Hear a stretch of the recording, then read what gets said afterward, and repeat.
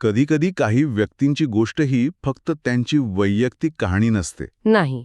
ती एका संपूर्ण समाजाच्या बदलाची गाथा असते. बरोबर. आज आपल्याला मिळालेल्या माहितीच्या आधारे आपण अशाच एका व्यक्तीच्या कार्याचा एक सखोल वेध घेणार आहोत.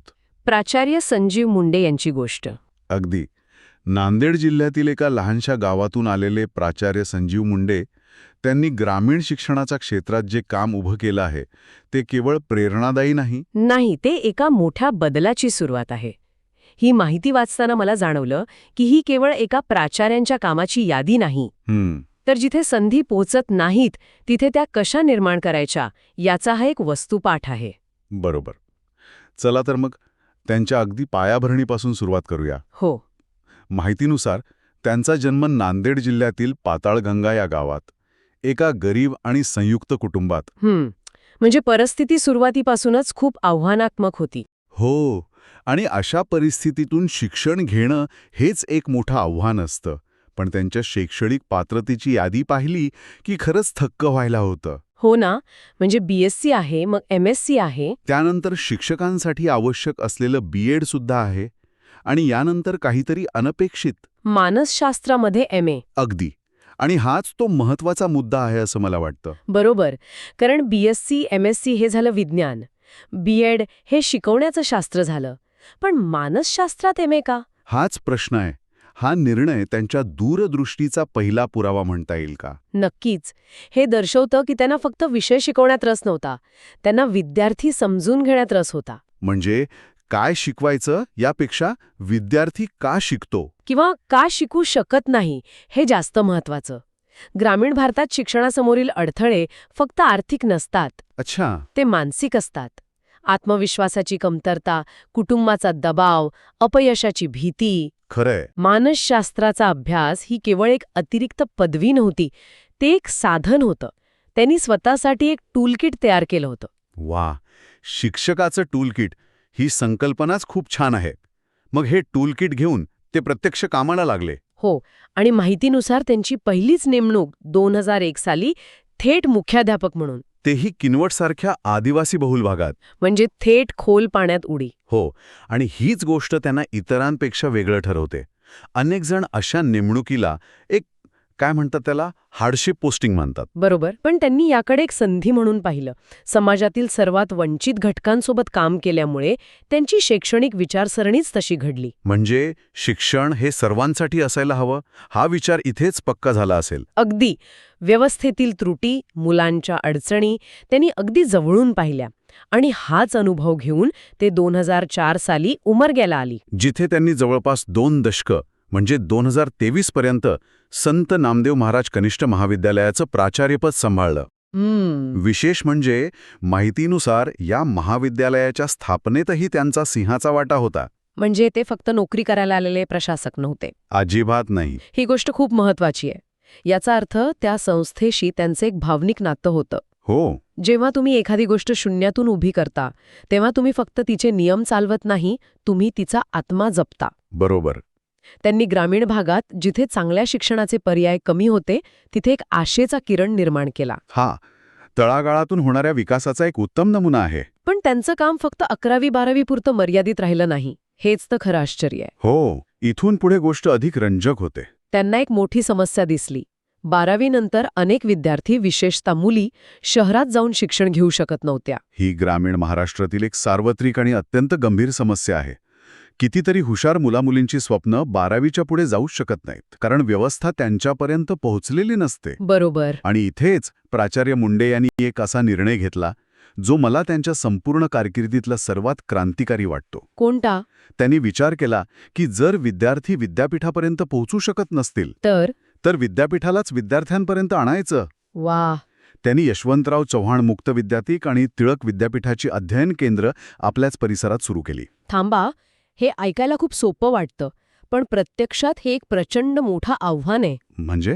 असं अध्ययन केंद्र सुरू करणं म्हणजे केवळ विद्यापीठाकडून परवानगी मिळवणं नाही. त्यासाठी लागणारी जागा, ग्रंथालय, पात्र स्थानिक मार्गदर्शक, प्रवेश प्रक्रिया आणि परीक्षांचं आयोजन. अगदी. या सगळ्याची जबाबदारी घ्यावी लागते. त्यांनी एका अर्थी विद्यापीठाच्या रजिस्ट्रार ऑफिसचं सगळं प्रशासकीय ओझं स्वतःच्या खांद्यावर घेतलं. खरंय. हे केवळ एक उदात्त विचार नाही, हे एक लॉजिस्टिकल मास्टरपीस आहे. आणि त्यांनी फक्त BA, BCom सारखे पारंपरिक अभ्यासक्रम सुरू केले नाहीत. नाही. त्यांनी MA, MCom, पत्रकारिता, समाजसेवा इतकंच नाही तर ग्रंथपाल शास्त्रासारखे व्यावसायिक अभ्यासक्रम सुद्धा सुरू केले. B.Lib, M.Lib सुद्धा. हो, ही दूरदृष्टी कुठून आली असेल? ही दूरदृष्टी येथे जेव्हा तुमचा उद्देश केवळ पदवीधर निर्माण करणं नसतो, तर विद्यार्थ्यांना स्वावलंबी बनवणं असतो. बरोबर. पत्रकारिता, समाजसेवा, ग्रंथपालशास्त्र हे असे अभ्यासक्रम आहेत जे विद्यार्थ्यांना थेट रोजगाराच्या संधी देतात. त्यांनी फक्त एक कॉलेज नाही उघडलं, त्यांनी त्या भागातल्या मुलांच्या शिक्षणासाठी आणि करिअरसाठी लागणारी सगळी सोय तिथेच उभी केली. एक परिपूर्ण इकोसिस्टम तयार केली. आणि या सगळ्याचा जो परिणाम झाला, त्याचे आकडे ते थक्क करणारे आहेत. हो, त्यांच्या मार्गदर्शनाखाली शिकलेले शेकडो विद्यार्थी आज डॉक्टर, इंजिनियर आहेत. अनेकांना नोकऱ्या मिळाल्या आहेत. आणि काहींनी स्वतःचे व्यवसाय सुरू केले आहेत. बरोबर. पण या आकड्यांच्या पलीकडे एक गोष्ट आहे जी मला खूप स्पर्शून गेली. कोणती? त्यांना मिळालेली विद्यार्थी प्रिय प्राचार्य ही पदवी. हो, आणि ही पदवी कोणत्याही पुरस्कारापेक्षा मोठी आहे. का? कारण ही पदवी कोणी देत नाही, ती कमवावी लागते. प्राचार्य आणि विद्यार्थी यांच्यात एक अदृश्य भिंत असते, एक दरारा असतो, हो की नाही? हो, असतोच. पण विद्यार्थी प्रिय ही उपाधी सांगते की त्यांनी दरारा नाही तर आदर आणि प्रेम कमावलं आहे. याचं एक उदाहरण माहितीमध्ये दिलं आहे. आज मोठमोठ्या पदांवर काम करणारे त्यांचे माजी विद्यार्थी, जे आता डॉक्टर आहेत, इंजिनियर आहेत, ते आजही वेळ काढून त्यांना भेटायला महाविद्यालयात येतात. विचार करा. आपल्या आठवणींना उजाळा देतात.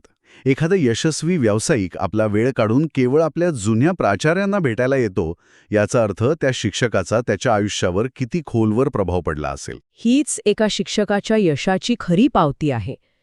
यातून दिसतं की त्यांचं काम केवळ अभ्यासक्रम पूर्ण करण्यापुरतं मर्यादित नव्हतं. नाहीये. ते विद्यार्थ्यांचे मार्गदर्शक बनले, त्यांचे मित्र बनले. म्हणूनच ती नाती आजही टिकून आहेत. आणि हेच तत्व त्यांनी आपल्या सहकाऱ्यांसोबतही जपलं असेल, नाही का? अगदी. माहितीमध्ये उल्लेख आहे की त्यांचे आपल्या सहकारी शिक्षकांसोबतही अत्यंत जिव्हाळ्याचे संबंध आहेत. मग त्यांनी आपल्या सहकाऱ्यांना या मिशनमध्ये कसं सामील करून घेतलं असेल? कारण एकटी ती व्यवस्था बदलू शकत नाही असं म्हणतात. खूप चांगला प्रश्न आहे. याचं उत्तर त्यांच्या नेतृत्व शैलीत दडलं आहे. अच्छा. त्यांची नेतृत्व शैली अधिकारावर नाही तर परस्पर आधारावर आधारलेली आहे. जेव्हा नेता स्वतः ध्येयाप्रती समर्पित असतो, तेव्हा सहकारी केवळ कर्मचारी राहत नाहीत, ते त्या मिशनचे भागीदार बनतात. बरोबर. त्यांनी एक असं सकारात्मक आणि प्रेरक वातावरण निर्माण केलं जिथे प्रत्येकाला वाटत होतं की हे आपलं काम आहे. आणि जेव्हा संपूर्ण टीम एका दिलाने काम करते, तेव्हा त्याचा थेट फायदा विद्यार्थ्यांना होतो आणि अशक्य वाटणारी ध्येय सुद्धा शक्य होतात. तर मग या सगळ्या चर्चेचा सार काय? आपण प्राचार्य संजीव मुंडे यांच्या प्रवासाचे विविध टप्पे पाहिले. एका गरीब कुटुंबातून येऊन स्वतःच्या शिक्षणासाठी संघर्ष करण्यापासून ते हजारो ग्रामीण विद्यार्थ्यांसाठी शिक्षणाचे महामार्ग तयार करण्यापर्यंतचा हा प्रवास. एका व्यक्तीची दूरदृष्टी आणि प्रामाणिक प्रयत्न बदलाची किती मोठी लाट निर्माण करू शकतात याचं हे एक ज्वलंत उदाहरण आहे. नक्कीच. यातून एक गोष्ट स्पष्ट होते की खरी शैक्षणिक क्रांती केवळ कागदावरच्या मोठ्या राष्ट्रीय धोरणांवर अवलंबून नसते. नाही. ती तेव्हा घडते जेव्हा एखादी समर्पित व्यक्ती स्थानिक गरजा अचूक ओळखते आणि त्या पूर्ण करण्यासाठी स्वतःला झोकून देते. बरोबर. ही कथा केवळ पदव्या मिळवण्याची नाही तर संधी निर्माण करण्याची आहे. आणि समाजात स्वावलंबनाचा पाया रचण्याची आहे. आणि श्रोत्यांसाठी एक विचार सोडून जातो. या माहितीनुसार त्यांचे शेकडो विद्यार्थी डॉक्टर आणि अभियंता बनले.